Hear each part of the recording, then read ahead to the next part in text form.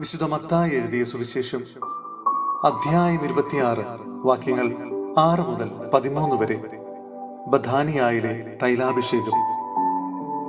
യേശു ബഥാനിയായിൽ കുഷ്ഠരോഗിയായ ശിമിയോന്റെ ഭവനത്തിൽ ഇരിക്കുമ്പോൾ വിലയേറിയ സുഗന്ധ തൈലം നിറച്ച ഒരു വെൺകൽ പാത്രവുമായി ഒരു സ്ത്രീ അവനെ സമീപിച്ചു. അവൻ ഭക്ഷണത്തിനിരിക്കുമ്പോൾ അവൾ തൈലം അവന്റെ ശിരസിൽ ഒഴിച്ചു.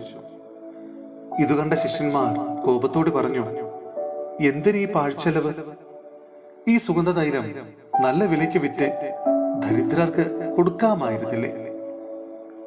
യേശു ഇത് ഗ്രഹിച്ച് അവരോട് പറഞ്ഞു, എന്തിന് നിങ്ങൾ ഈ സ്ത്രീയെ വിഷമിപ്പിക്കുന്നു? ഇവൾ എനിക്ക് വേണ്ടി ഒരു നല്ല കാര്യം ചെയ്തിരിക്കുന്നു. ദരിദ്രർ എപ്പോഴും നിങ്ങളോട് കൂടെയുണ്ട്, ഞാനാകട്ടെ എപ്പോഴും നിങ്ങളോട് കൂടെ ഉണ്ടായിരിക്കുകയില്ല. എന്നെ സംസ്കരിക്കുന്നതിനുള്ള ഒരുക്കമായിട്ടാണ് ഇവൾ എന്റെ ശരീരത്തിൽ തൈലം പൂശിയത്. സത്യമായി ഞാൻ നിങ്ങളോട് പറയുന്നു, ലോകത്തിൽ എവിടെയെല്ലാം ഈ സുവിശേഷം പ്രസംഗിക്കപ്പെടുമോ അവിടെയെല്ലാം ഇവൾ ചെയ്ത കാര്യവും ഇവളുടെ സ്മരണയ്ക്കായി പ്രസ്താവിക്കപ്പെടുന്നു. സഹോദരരെ, വിശുദ്ധ പൗലോസ്ലീഹ തിമോത്തിയോസിന് എഴുതിയ 2-ാം ലേഖനം അധ്യായം 4 വാക്യങ്ങൾ 6 മുതൽ 8 വരെ. നീതിയുടെ കിരീടം. ഞാൻ ബലിയായി അർപ്പിക്കപ്പെടേണ്ട സമയമാസന്നമായിരിക്കുന്നു.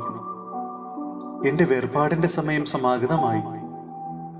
ഞാൻ നന്നായി പൊരുതി എന്റെ ഓട്ടം പൂർത്തിയാക്കി വിശ്വാസം കാത്തു.